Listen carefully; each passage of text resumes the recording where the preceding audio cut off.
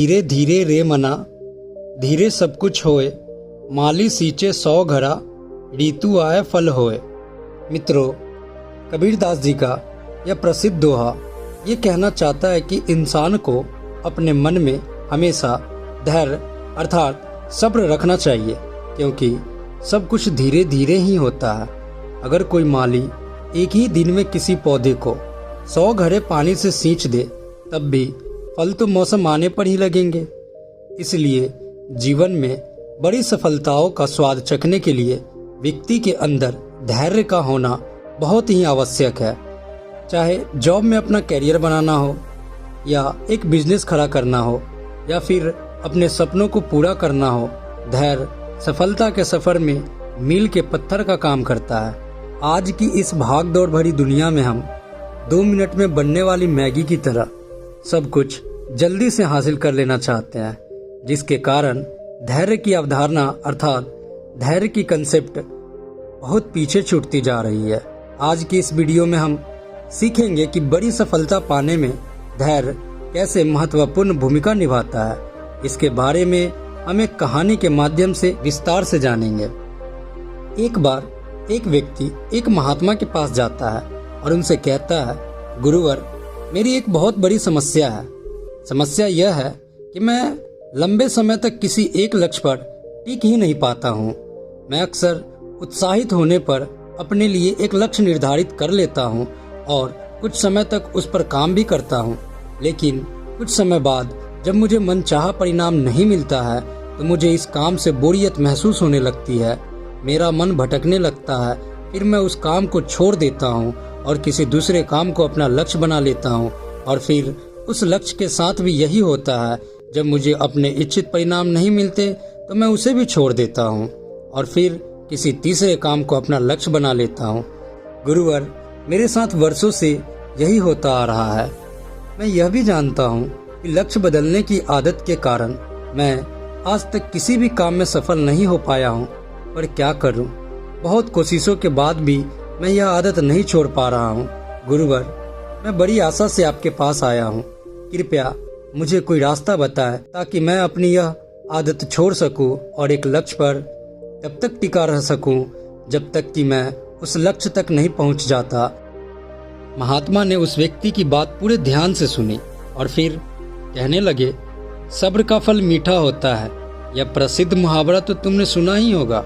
इसका मतलब यह है कि धैर्य से काम करने पर अच्छा परिणाम मिलता है, लेकिन यह जरूरी तो नहीं कि हर बार परिणाम हमारी उम्मीद के मुताबिक और अच्छा ही हो।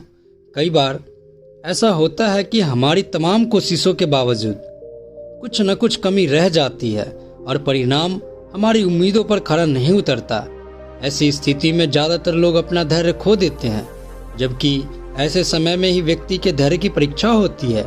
धैर्य खोना आम बात है, लेकिन ऐसा तब होता है जब चीजें उतनी जल्दी नहीं होती जितना जल्दी हम चाहते हैं। लेकिन यह आदत एक सामान्य बात है तभी तक जब एक निश्चित समय के लिए हो और इससे होने वाले नुकसान कम हो।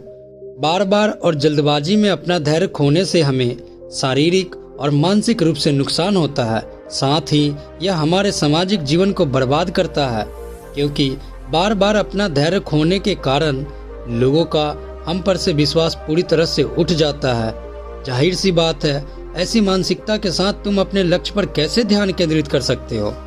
और आज की भागदौड़ भरी जिंदगी में जहां मन को भटकाने के लिए बहुत सारी चीजें हैं, ऐसी स्थिति में लंबे समय तक किसी एक काम पर ध्यान केंद्रित करना मुश्किल होता जा रहा है। तो फिर समाधान क्या है? इसका समाधान यह है कि मन को शांत रखने का प्रयास करो और जागरूकता का अभ्यास करो। जागरूकता का अभ्यास करना अर्थात मन को वर्तमान में केंद्रित और स्थित रखना। वर्तमान में जो कुछ भी हो रहा है उसमें डूब जाना, खो जाना, लीन हो जाना, यही जागरूकता और ध्यान है। इसे व्यक्ति को अतीत और भविष्य से ध्यान हटाकर पूरी तरह वर्तमान में रहना होता है, और तुम जो कुछ भी कर रहे हो उसे पूरी तरह से महसूस करना होगा। यह एक अभ्यास है जिसे नियमित रूप से लागू करने पर तुम अपने जीवन के हर पहलू में लागू कर सकते हो। जागरूकता और ध्यान का अभ्यास करने से कई सारे शारीरिक और मानसिक लाभ हैं, जैसे इसके नियमित अभ्यास से बेहतर नींद आती है, तनाव कम होता है, व्यक्ति पूरे दिन हल्का और खुश महसूस करता है, साथ ही मन शांत रहता है और एकाग्रता भी बढ़ती है, जिससे लोग अपने काम पर अच्छे से ध्यान केंद्रित कर पाते हैं। मेडिटेशन और जागरूकता के महत्व को जानने के बाद अगला सवाल यह उठता है कि जागरूकता अर्थात माइंडफुलनेस का अभ्यास कैसे करें और अन्य किन महत्वपूर्ण बातों का ध्यान रखें। तो सबसे पहले तुम्हें एक मजबूत इरादा करना चाहिए और इसके फायदों को ध्यान में रखते हुए तुम्हें यह अच्छी तरह से पता करना चाहिए कि तुम जागरूकता और ध्यान का अभ्यास क्यों करना चाहते हो। जब इसके पीछे कोई मजबूत कारण होगा तभी तुम इसका अभ्यास लंबे समय तक कर पाओगे। जैसे कुछ लोगों के लिए इसका कारण उनका तनाव कम करना हो सकता है, तो कुछ लोगों के लिए अच्छी नींद लेना। तो पहली चीज जो तुम्हें करनी है वह यह तय करना है कि जागरूकता का अभ्यास करने के पीछे तुम्हारा अपना कारण क्या है। और जब तुमने तय कर लिया है कि तुम अभ्यास क्यों करना चाहते हो, तो सबसे पहले तुम्हें अपने अतीत और भविष्य के बेकार के विचारों को बाहर का रास्ता दिखाना होगा। तुम्हें यह पता होना चाहिए कि तुम्हारी ऊर्जा अतीत पर पछतावा करने या भविष्य के बारे में चिंता करने के लिए नहीं है, बल्कि अपने वर्तमान पर ध्यान देकर अपने जीवन को एक नई दिशा देने के लिए है। तुम्हें आज अपने लक्ष्यों पर ध्यान केंद्रित करके अपने भविष्य की जिम्मेदारी लेनी होगी। अब जागरूकता के अभ्यास में दूसरी बात आती है ध्यान देने की, यानी स्वयं को एकाग्रचित करने की। और इसके लिए कई तरीके हैं। पहला, तुम किसी शांत जगह पर आरामदायक स्थिति में बैठ जाओ और अपनी सांसों पर ध्यान दो कि सांस तुम्हारे नाक से तुम्हारे शरीर में कैसे जा रही है और फिर बाहर कैसे निकल रही है। सारा ध्यान इसी पर केंद्रित होना चाहिए। दूसरा तरीका यह है कि चुपचाप बैठकर अपने दिमाग में चल रहे विचारों पर ध्यान दे सकते हो। तुम्हें बस अपने मन में चल रहे विचारों को देखना है, इन विचारों को पकड़कर मत रखना। विचार आएंगे और गायब हो जाएंगे। तुम्हें बस सड़क के किनारे बैठकर उस आदमी की तरह देखना है जो सिर्फ आने जाने वाले राहगीरों को देख रहा है, लेकिन किसी को रोक नहीं रहा है। कुछ लोग तो अपने भगवान के मंत्रों का भी जाप करते हैं। जिसका जहां मन लगे या जिसके लिए जो तरीका काम करे सभी उचित है, लेकिन यहाँ सबसे महत्वपूर्ण बात यह है कि ध्यान दे और केंद्रित रहे, चाहे किसी भी तरह से। इसी तरह जागरूकता का अभ्यास करने का एक और शानदार तरीका है, और वह है वर्तमान क्षण में तुम्हारे आसपास जो कुछ भी हो रहा है उस पर ध्यान देना। जैसे कि किसी चीज की आवाज, सुगंध, हवा, या तुम कहीं चल रहे हो तो उसके आसपास की हर चीज पर बारीकी से ध्यान देना चाहिए। इसी प्रकार यदि तुम कुछ खा रहे हो तो उसके स्वाद, आकार, रंग और सुगंध को देखते और महसूस करते हुए उसे खाएं। इस तरह अपने सभी इंद्रियों की मदद से जागरूकता का अभ्यास बहुत ही आसानी से किया जा सकता है।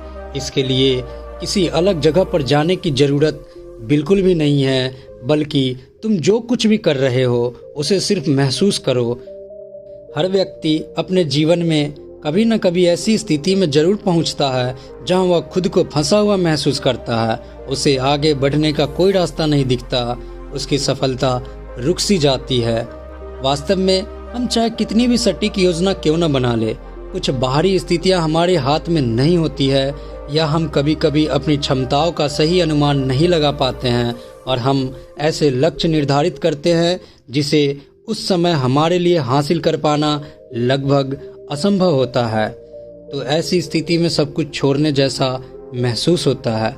इसीलिए ज़्यादातर लोग लक्ष्य तो निर्धारित कर लेते हैं, लेकिन लंबे समय तक अपनी योजना पर काम नहीं कर पाते और फिर हार मान लेते हैं और अपने लक्ष्य या योजना बदल देते हैं। जबकि कई बार ऐसे क्षणों में बस एक धक्के की जरूरत होती है जो हमें फिर से ऊर्जावान बना सके। जब किसी कार्य में हमारी प्रगति हमारी उम्मीद से कम हो या न हो, तो सबसे पहला काम जो हम करना चाहते हैं वह है उस काम को ही छोड़ देना। यह स्वाभाविक है, क्योंकि उस समय ऐसा करना सबसे आसान काम लगता है। लेकिन किसी भी काम में सफल होने के लिए अगर आप बार बार हार मान लेते हैं तो यह सबसे खतरनाक भी है, क्योंकि अगर बार बार हार मान लेने की आदत पड़ गई तो फिर किसी भी काम में सफल होना तुम्हारे लिए बहुत मुश्किल हो जाएगा। इस स्थिति में तुम्हें अपनी मानसिकता बदलने की जरूरत है। सबसे पहले जो हो रहा है उसका सटीक आकलन करना होगा, खामियां ढूंढनी होगी और फिर उसके अनुसार नए तरीके से योजना बनानी होगी। भविष्य की चिंता करना बंद करके वर्तमान के कार्यों पर ध्यान केंद्रित कर और मन लगाकर अपना काम पूरी जागरूकता के साथ करने से तुम अंदर से फिर से जोश से भर जाओगे।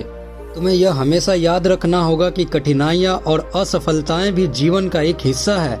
ये हमें कुछ नया सिखाते हैं और हमारे व्यक्तित्व के विकास में महत्वपूर्ण भूमिका निभाते हैं। अपनी मानसिकता को एक नया स्वरूप देकर तुम सफलता की राह में आने वाली छोटी छोटी असफलताओं को एक नए अवसर के रूप में देख सकते हो। तुम्हें अपने अंदर एक सकारात्मक मानसिकता विकसित करनी चाहिए जो भविष्य में आने वाली चुनौतियों के लिए तुम्हें मानसिक रूप से तैयार करेगा। तुम अपना दृष्टिकोण बदलकर अपनी परिस्थितियों को बदल सकते हो। हमेशा ऐसे लक्ष्य निर्धारित करो जो प्राप्त करने योग्य हो। सफलता न मिल पाने का एक बड़ा कारण यह भी होता है कि व्यक्ति खुद से ऐसी उम्मीदें रखता है जिन्हें पूरा करना बहुत ही मुश्किल होता है और फिर वह जल्द ही निराश और दुखी हो जाता है। यदि तुमने समाज या परिवार के सदस्यों के दबाव में ऐसा लक्ष्य निर्धारित कर लिया है जो न तो यथार्थवादी है और न ही आने योग्य, फिर चाहे तुम इसे पाने के लिए कितनी भी अच्छी योजना क्यों न बना लो, सफलता मिलने की संभावना बहुत ही कम होगी।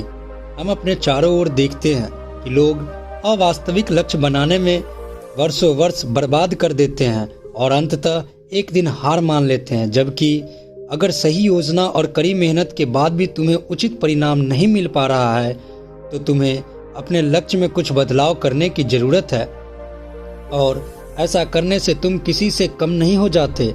हम सब अलग हैं, हमारी विशेषताएं अलग हैं, हमारी सोच अलग है, हमारी परिस्थितियां अलग थी, हमारे सपने अलग हैं। इसीलिए किसी के पीछे चलकर नहीं, किसी के नकल करके नहीं, किसी के दबाव में आकर नहीं, बल्कि तुम अपना लक्ष्य स्वयं बनाओ जो कि तुम्हारे लिए सर्वोत्तम हो। तभी तुम अपना सर्वश्रेष्ठ प्रदर्शन कर सकते हो और इसमें सफल होने की संभावना भी सबसे अधिक होगी। जब लोगों को उम्मीद के अनुसार परिणाम नहीं मिलते तो वे भूल जाते हैं कि उन्होंने लक्ष्य क्यों निर्धारित किया था।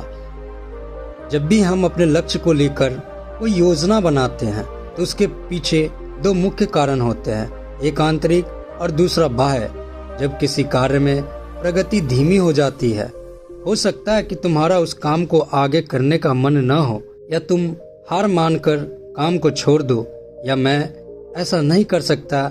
ऐसी स्थिति में तुम्हें अपने कारण को याद करना होगा, अपने आप को याद दिलाना होगा कि तुमने यह लक्ष्य क्यों निर्धारित किया था और यदि तुम हार मान लेते हो तो इसका तुम्हारे जीवन और तुमसे जुड़े लोगों के जीवन पर क्या प्रभाव पड़ेगा।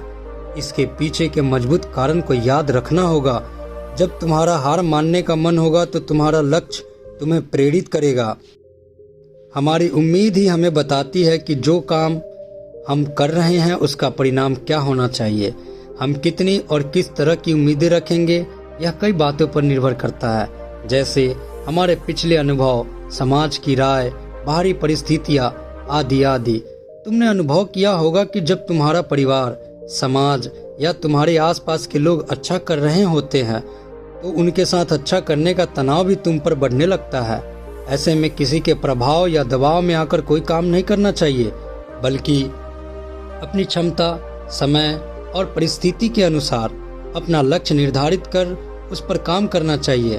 वैसे भी इस दुनिया में सबके सपने कहाँ पूरे होते हैं, लेकिन जब उनकी उम्मीदें पूरे नहीं होती तो कुछ लोग टूट जाते हैं और हार मान लेते हैं। वहीं दूसरी ओर कुछ लोग नए जोश के साथ उस काम को पूरा करने में जुट जाते हैं।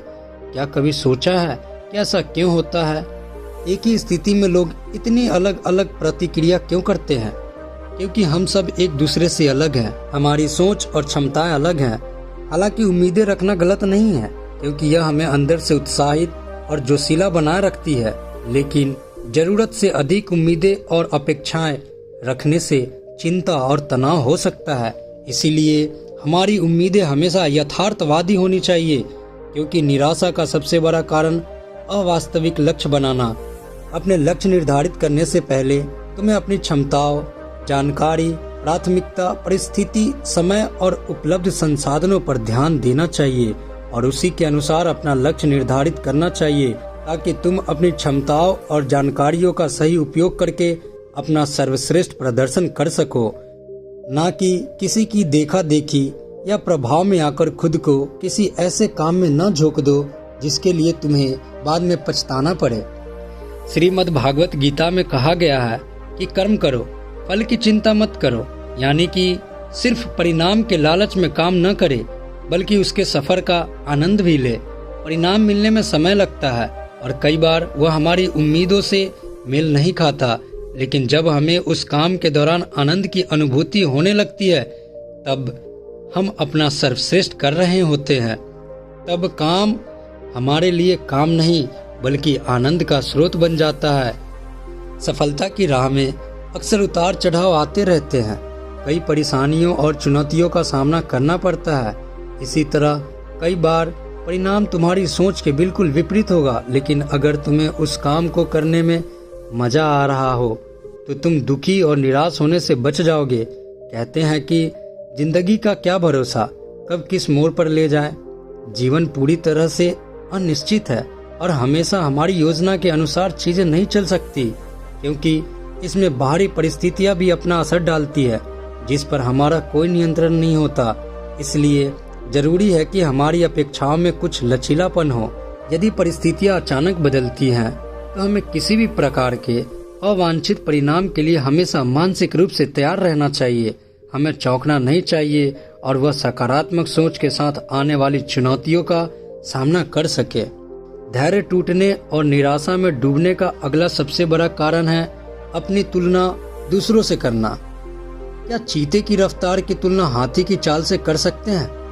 क्या इन दोनों में से किसी एक को दूसरे से कम समझना सही है? क्या शेर और मगरमच्छ की तुलना की जा सकती है? ये दोनों ही अपने अपने क्षेत्र के धुरंधर है। वैसे ही हम सब एक दूसरे से अलग है, हमारा व्यक्तित्व अलग अलग है, इसलिए तुलना किसी भी तरह से फायदेमंद नहीं है। सबका अतीत अलग था, हालात अलग थे, पालन पोषण अलग था। दूसरों से अनावश्यक तुलना हमें तनाव में डाल सकता है, जो हमारे काम और सेहत दोनों के लिए अच्छा नहीं है। इसलिए दूसरों से अपनी तुलना करने की बजाय अपने काम पर ध्यान दो। वांछित परिणाम न मिलने पर कभी भी खुद को दोष मत दो। अपने प्रति बहुत अधिक कठोर होना भी ठीक नहीं है, क्योंकि लगातार खुद को दोष देने से स्थिति नहीं बदलेगी बल्कि तुम्हारे आत्मविश्वास और आत्मसम्मान पर बुरा असर पड़ेगा। नतीजा यह होगा कि तुम दोबारा शुरुआत करने में असहाय महसूस करोगे। कहते हैं इंसान जैसा सोचता है इंसान वैसा ही बन जाता है। इसलिए यह जरूरी है कि हम इस बात से अवगत रहें कि हमारे मन में किस तरह के सवाल ज्यादा आते हैं।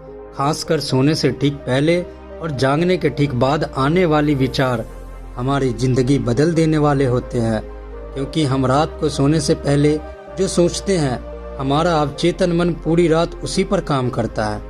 कबीरदास जी ने एक बार कहा था कि निंदक नियरे राखिए आंगन कुटी छवाए, बिन पानी साबुन बिना निर्मल करे सुभाए। इसका मतलब यह है कि हमें अपने आसपास ऐसे लोगों को जरूर रखना चाहिए जो बिना किसी डर या झिझक के ईमानदारी से हमें हमारी गलतियों और कमजोरियों के बारे में बता सके, लेकिन ध्यान रहे कि वह हमारा शुभचिंतक हो और हमें हमेशा समझता हो, क्योंकि सिर्फ तारीफ करके अपना काम निकालने वाले लोग हमें गलत रास्ता भी दिखा सकते हैं। सिर्फ कमियां ढूंढने वाले लोग हमें निरुत्साहित कर सकते हैं। हमें सही लोगों का पहचान होना चाहिए। जिस तरह तुम अपनी तारीफ को खुले दिल से स्वीकार करते हो, उसी तरह तुम्हें अपनी आलोचना को भी स्वीकार करना होगा। तभी तुम खुद को बेहतर बना पाओगे और अपने लक्ष्य को हासिल कर पाओगे। जीवन में जब कठिनाइयाँ और चुनौतियाँ आती हैं तो वे लोग सबसे पहले अपना धैर्य खो देते हैं जिनका मन अशांत और बेचैन होता है। अर्थात जिन लोगों के मन और शरीर के बीच तालमेल अच्छा नहीं होता है, यानी कि अगर लोग अपने शरीर और दिमाग के बीच तालमेल बिठाना सीख ले और खुद को शांत रखना सीख ले तो वे अधिक धैर्य और आत्मविश्वास के साथ आगे आने वाली चुनौतियों का सामना कर सकते हैं। तो अब सवाल उठता है कि शरीर और दिमाग के बीच संतुलन कैसे बनाया जाए। तो ऐसा करने के कई तरीके हैं, जैसे हर सुबह गहरी सांसें लेते हुए ध्यान का अभ्यास करना, योग और प्राणायाम को जीवन का हिस्सा बनाकर प्रकृति से जुड़कर जागरूकता का अभ्यास करना आदि। एक और चीज जो व्यक्ति को अधिक खुश और धैर्यवान बनाती है वह है आभार व्यक्त करना।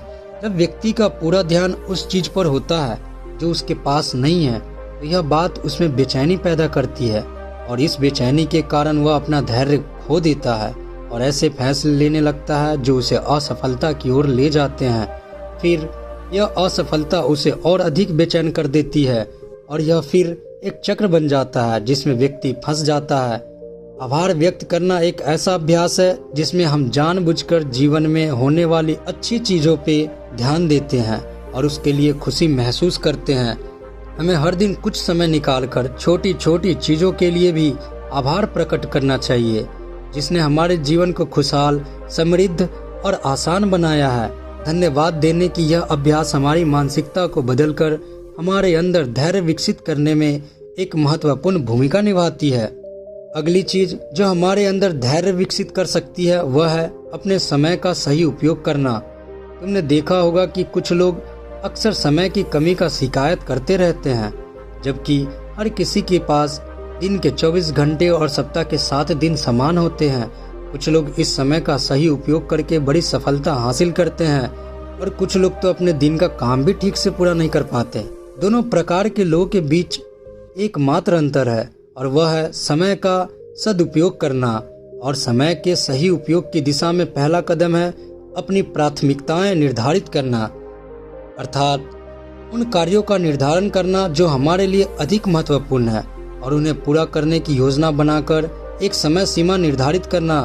काम को पूरा करने के लिए समय सीमा निर्धारित करना आवश्यक है क्योंकि यह हमें अनुशासित रखता है, अन्यथा काम को टालना मानव का स्वभाव है। अपने दूर के बड़े लक्ष्य को निर्धारित करने के बाद उन्हें पूरा करने की योजना बनाएं। इसे दिन, सप्ताह और महीनों में बांटना भी जरूरी है क्योंकि इससे हमारा काम आसान हो जाता है।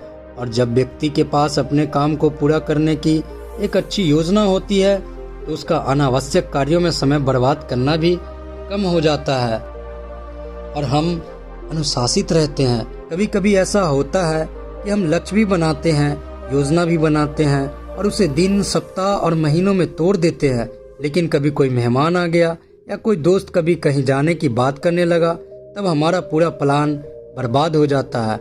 लेकिन अगर यह बहुत जरूरी न हो तो ऐसी स्थिति में हमें ना कहना भी आना चाहिए क्योंकि हर वक्त सबके लिए मौजूद रहना हमें अपने लक्ष्य से भटका देता है। लेकिन ज्यादातर लोगों के लिए ना कहना बहुत मुश्किल होता है। कुछ लोग तरह तरह के बहाने बनाते हैं और कुछ लोग नजरअंदाज करके बचने की कोशिश करते हैं, लेकिन यह सही तरीका नहीं है। हमें उन्हें अपने काम और स्थिति के बारे में समझाकर मना करने का उचित कारण देना चाहिए। यदि वे लोग वास्तव में हमारे शुभचिंतक हैं तो वे हमारे साथ जबरदस्ती या बहस नहीं करेंगे। इस दुनिया में जितनी भी बड़ी हस्तियां हैं उनमें एक बात समान है कि उन्होंने समय के महत्व और समय रहते धैर्य को समझा। जब हमें कोई दीर्घकालिक लक्ष्य हासिल करना होता है तो उसकी सफलता के लिए धैर्य रखना बहुत जरूरी है। यह बात उन सब ने जान ली थी। कुछ लोग धैर्य को गलत तरीके से समझते हैं। वे सोचते हैं कि खाली बैठे रहने को धैर्य कहा जाता है, जबकि धैर्य एक निरंतर चलने वाला कर्म है। धैर्य के साथ लगातार कड़ी मेहनत करना भी आवश्यक है, तभी हम अपने लक्ष्य को प्राप्त कर सकते हैं। लक्ष्य प्राप्त करने के प्रति धैर्य विकसित करने के लिए कुछ बातों का ध्यान रखना बहुत जरूरी है। जल्दबाजी में निर्णय लेने से गलत दिशा में जाने की संभावना अधिक होती है, इसलिए कोई भी निर्णय लेने से पहले उसके फायदे और नुकसान पर सोचना और फिर उचित निरीक्षण के बाद उचित निर्णय लेना ही निर्णय लेने का सही तरीका है। लेकिन इतनी लंबी प्रक्रिया के लिए हमें धैर्य रखना होगा। तुरंत परिणाम पाने के लिए जल्दबाजी नहीं करनी चाहिए क्योंकि शॉर्टकट कभी भी सही रास्ता नहीं होता। भावनाओं में बहकर भी निर्णय लेना खतरे से खाली नहीं है। अगर धैर्य के साथ सभी उपलब्ध विकल्पों के बारे में अच्छे से जानकारी लेकर अपने समझ का सही उपयोग करके उसमें से सही निर्णय लेते हैं तो हमारी सफलता की संभावना सबसे अधिक हो जाती है। और जब कोई भी काम इस तरह से शुरू हो जाए तो समझो आधा काम पूरा हो गया। हमें अपने लक्ष्यों को प्राप्त करने के लिए लगातार प्रयास करते रहने और ध्यान केंद्रित करते रहने की आवश्यकता है। जब हमें तुरंत परिणाम नहीं मिलते हैं तो ध्यान भटकाना आसान हो जाता है। कुछ लक्ष्य ऐसे होते हैं जिनके लिए चाहे कितनी भी कोशिश क्यों न की जाए, लेकिन उन्हें एक निश्चित समय के बाद ही हासिल किया जा सकता है। लेकिन इतने लंबे समय तक लक्ष्य के प्रति केंद्रित रहना कोई आसान काम नहीं है। इसके लिए उचित योजना, दृढ़ इच्छा शक्ति और धैर्य की आवश्यकता है। धैर्य हमें अनुशासित बनाता है और काम के बीच में भटकाव और चिंता से दूर रखता है। तुरंत मिलने वाले परिणाम हमें और जल्दी हासिल करने का लालच देते हैं। इससे हम जो भी छोटी छोटी सफलता या लक्ष्य हासिल करते हैं उसके लिए खुश होना भूल जाते हैं, जिसके कारण हमें उस छोटी सी सफलता का उत्साह नहीं मिल पाता और हम उसी तनावपूर्ण स्थिति में बने रहते हैं जो काम के बीच में होती है। बूंद बूंद से ही सागर बनता है। हर काम में एक निश्चित समय लगता है। बदलता मौसम भी यह साबित करता है कि बड़े और महत्वपूर्ण लक्ष्य को हासिल करने के लिए समय, दृढ़ संकल्प और धैर्य की जरूरत है। बड़े लक्ष्यों के लिए बड़े धैर्य की आवश्यकता होती है, क्योंकि धैर्य हमें डटे रहने में मदद करता है। ऐसे समय में जब कोई परिणाम दिखाई नहीं दे रहा हो तो धैर्य हमारी निराशा को दूर कर देता है और हमें प्रोत्साहित करते हैं, जिसके कारण हम अपने लक्ष्य को प्राप्त करने की दिशा में पूरी दक्षता और आत्मविश्वास के साथ लंबे समय तक बने रहते हैं। इतना कहकर महात्मा जी ने अपनी बात समाप्त कर दी और मौन हो गए। उस व्यक्ति को भी धैर्य का मतलब समझ में आ गया था और सफलता प्राप्त करने में धैर्य का महत्व भी। उसने इस जानकारी के लिए महात्मा जी को धन्यवाद दिया और वहां से चला गया। दोस्तों, मुझे उम्मीद है कि आपको भी इस वीडियो से बहुत कुछ सीखने को मिला होगा। दोस्तों, कहानी अच्छी लगी हो तो वीडियो को लाइक कर दे, शेयर कर दे, चैनल को सब्सक्राइब कर दे। धन्यवाद दोस्तों।